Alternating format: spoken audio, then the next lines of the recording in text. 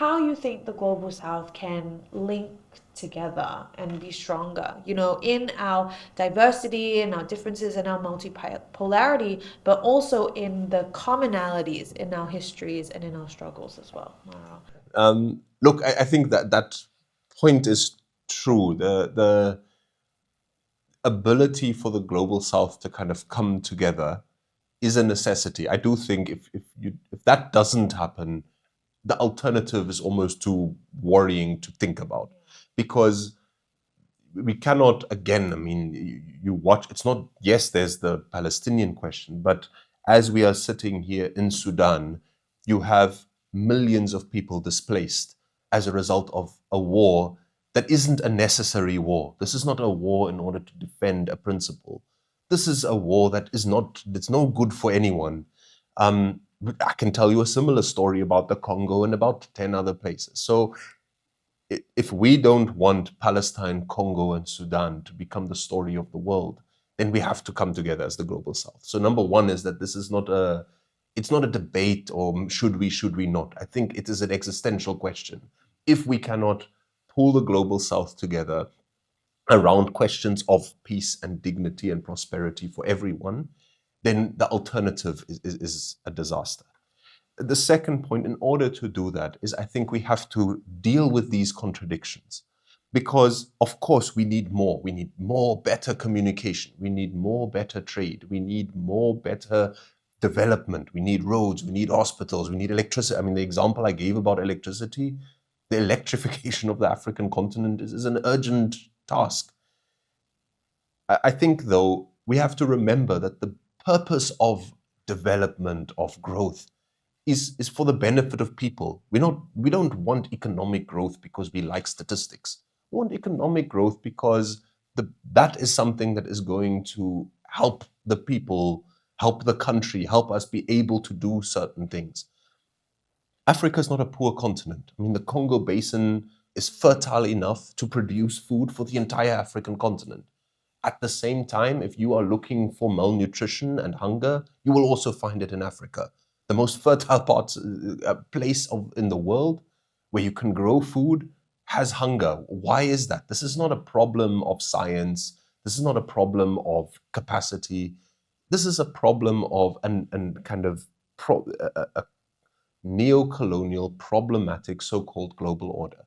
That has to be overthrown. We have to resolve the contradictions in our societies in order to make sure that when we do things like people-to-people relations, like trade, like cooperation, etc., that it's for the benefit of the people in our respective countries. But I think the last point that I want to make, which I think is important, and it kind of ties the two together. So on the one hand, the alternative to unity of the global south, I think, is the end of the world. Two, in order for us to achieve that, human beings have to be the object of why we are doing what we are doing. We're not doing things because we are bored or for fun. We're doing it because at the end of the day, we want to end hunger. We want to have education for our children. We want to have healthcare for sick people. That's the goal that we have. And this is, I think, that has to be the kind of the goal of the global south. We have a common history. We have a common world that we're inheriting, but we also have this kind of destination. But I think it is important to remember that we are not advancing this project in a neutral space. There is a counter-offensive against the idea of the global south. Sometimes we are very critical. I'm very critical about what we are achieving, how we haven't achieved certain things. Sometimes it's because of our own mistakes and our own weaknesses and so forth. But sometimes it's because of this counter-offensive. And I think we have to not be blind to that counter-offensive. 80 years ago, we are marking the defeat of fascism. I think maybe we need to rephrase that, because I don't think fascism disappeared 80 years ago from the planet.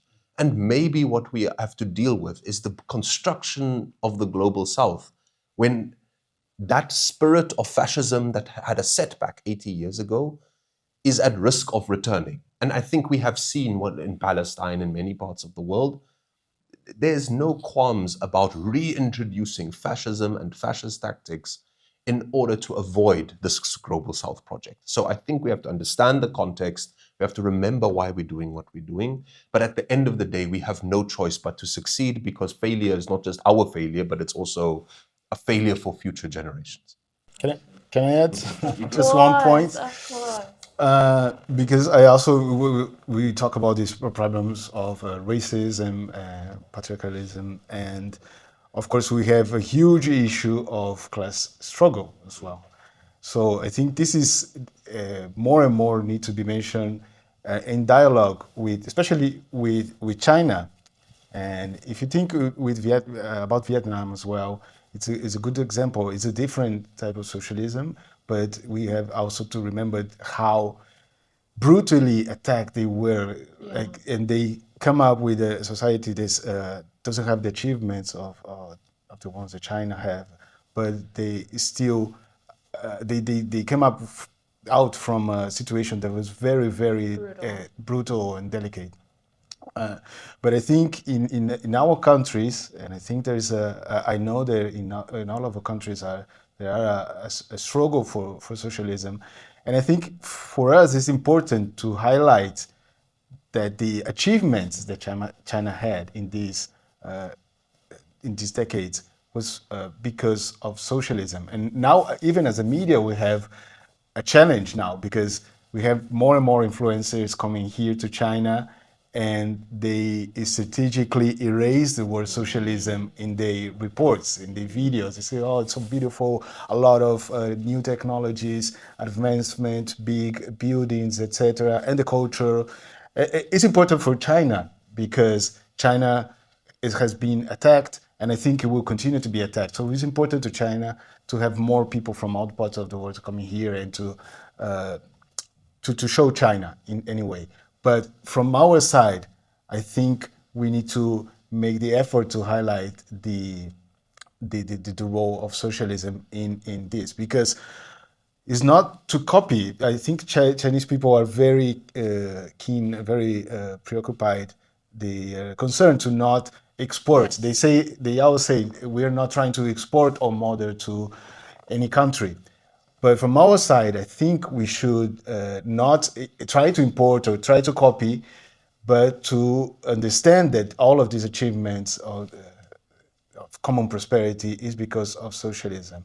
And sometimes, just to wrap up, there's a lot of people in Brazil that see China and say, we should do this or that. And it's kind of innocent, because they think it's just to move something here and there and you will have the same results.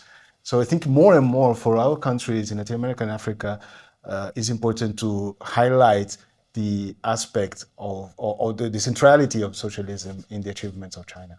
Absolutely. Thank you both so much for your